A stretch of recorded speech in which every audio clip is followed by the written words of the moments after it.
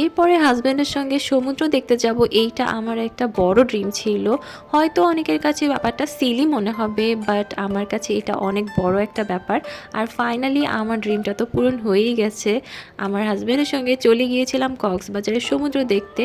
আর কক্সবাজারে আমি যতবারই যাই না কেন আমার তো মন ভরেই না, মনে হয় আরও যাই। সবসময় কক্সবাজারে গিয়ে বসে থাকি, কারণ সমুদ্র আমার অনেক ফেভারিট। হ্যালো এভরিওয়ান, আসসালামু আলাইকুম, this is me Tanima. Welcome back to my new vlog. আশা করি সবাই খুব ভালো আছেন, আমিও আলহামদুলিল্লাহ খুব ভালো আছি।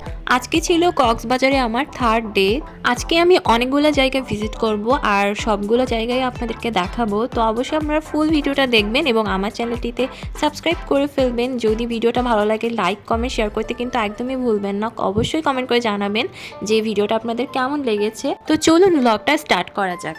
তো ফার্স্টে আমরা কলাতলি থেকে একটা রিক্সা 100 টাকা দিয়ে ভাড়া করে হিমছড়ি চলে আসি। তো হিমছড়িতে তো হয়তো আপনারা অনেকেই জানেন যে একটি ঝর্ণা আছে এবং একটা বড় পাহাড় আছে, যেখানে সিঁড়ি দিয়ে অনেক কষ্ট করে উঠতে হয়। তো এইটাই ছিল সেই জায়গাটা। আর এখানে কিন্তু নিচে অনেকগুলো দোকান ছিল, অনেক মার্কেটের মতো ছিল। তো এখানে জিনিসপত্রগুলো আমার বেশ ইউনিক লেগেছিল, ভালো লেগেছিল। আর ঝর্ণাটাও খুব ছোট ছিল, বাট ভালোই লেগেছিল। আর অনেক অনেক ভিড় ছিল, অনেক মানুষ ছিল। তো আমরা এইভাবে ঘুরে ঘুরে দেখছিলাম। আর এখানে একটা ফ্রুটসের দোকান ছিল, ওই দোকানটা আমার কাছে বেশ ভালো লেগেছিল। অনেক ধরনের ফ্রুটস ওরা বিক্রি করছিল। আর ওখানকার পেঁপেটাও খুব মজার ছিল। আমার হাজব্যান্ড খেয়েছিল, কারণ আমি তো পেঁপে লাইক করি না। তো ও খেয়ে বললো আসলে পেঁপেটা ভালো। ওইটা নিয়েছিল 50 টাকা করে, একটা প্লেটে দিচ্ছিল তারা। এই ছিল সেই ঝর্ণাটা বেশ সুন্দর ছিল, কিন্তু এত মানুষের ভিড় ছিল যে ভালো করে ছবি তোলা যাচ্ছিল না। কিন্তু জায়গাটা কিন্তু ছবি তোলার জন্য খুবই সুন্দর। তো এরপরে আমরা এই সিঁড়ি দিয়ে উপরে উঠতে থাকি, মানে পাহাড়টাতে উঠতে থাকি। বাট আমাদের অবস্থা তো একেবারেই শেষ, কারণ এত বড় বড় সিঁড়ি, মানে এটাতে উঠতে অনেক কষ্ট। আর অনেকগুলো সিঁড়ি দিয়ে উঠতে হয়। তো এরপর উঠার পরে আমরা একটা ডাবের দোকান দেখতে পাই, আর এখান থেকে আমরা একটা ডাব নিই। বাট ডাবের দাম অনেক বেশি ছিল। আমরা একটা বড় ডাব কিনেছিলাম 180 টাকা দিয়ে, যেটা ঢাকার মতোই দাম। বাট আমার হাজব্যান্ড বললো যে ওরা তো পাহাড়ে উঠতে অনেক কষ্ট হয়ে গিয়েছে ডাব নিয়ে, এই জন্য হয়তো একটু বেশি টাকা দিতে হবে। তো যাই হোক, এরপরে আমরা কাঁকড়া বিচে চলে যাই, মানে একটা ঝাউবনের মতো ছিল, সেখানে যাই। আমাদের রিক্সাওয়ালাই আমাদের সাজেস্ট করে যে ওখানে যাওয়ার জন্য। তারপরে গেলাম, জায়গাটা বেশ সুন্দর ছিল, মানে আমার কাছে এই জায়গাটা অনেক ভালো লেগেছিল। এখানে একটা সাঁকোর মতো ব্রিজ ছিল, ওই ব্রিজটা দিয়ে যেতে হচ্ছিল। তারপর ভিতরে গিয়ে আমরা অনেকগুলা ঝাউবন দেখতে পেলাম। তারপর একটা সি বিচ দেখতে পেলাম, খুবই সুন্দর। এরপরে আমরা চলে যাচ্ছিলাম ইনানিতে। আর ইনানিতে যাওয়ার জন্য এই ব্রিজটা দিয়ে যেতে হয়। আর এখানে আমরা প্রায় 1 ঘন্টা বসেছিলাম, কারণ ব্রিজটাতে এত ভিড় ছিল। আর এখানে তো একটার বেশি গাড়ি যেতে পারবে না। তো প্রথমে ওই পাশ থেকে গাড়ি আসছিল, দেন আমরা যাচ্ছিলাম, এই জন্য আমাদের অনেক লেট হয়ে যায়। তারপর আমরা নৌবাহিনী জেটির কাছে পৌঁছে যাই। জেটিটাও বেশ ভালোই লাগছিলো, বাট মাঝখান থেকে ভেঙে গেছিলো ঝড়ের কারণে। তো এরপর আমরা লাঞ্চ করার জন্য চুজ করি পালঙ্কি রেস্টুরেন্টটা ছিল সি পার্লের ঠিক পাশেই। আর ইনানি এরিয়াতে রেস্টুরেন্টগুলো অনেক সুন্দর, বাট প্রাইস একটু বেশি। আর সার্ভিসের কথা কি বলবো, আমাদের তো পালঙ্কিতে গিয়ে সব থেকে খারাপ একটা এক্সপিরিয়েন্স হয়েছে। ওদের সার্ভিস কোয়ালিটি এত খারাপ, আমি মানে বলার ভাষা নেই। কি বলবো, দুঃখের কথা। ওখানে গিয়ে আমাদের অনেক লেট হয়ে গেছিলো, প্রায় 2 ঘন্টা সময় শুধু ওখানেই আমাদের বসে থাকতে হয়েছে। বাট কোনো ভালো সার্ভিস আমরা পেলাম না।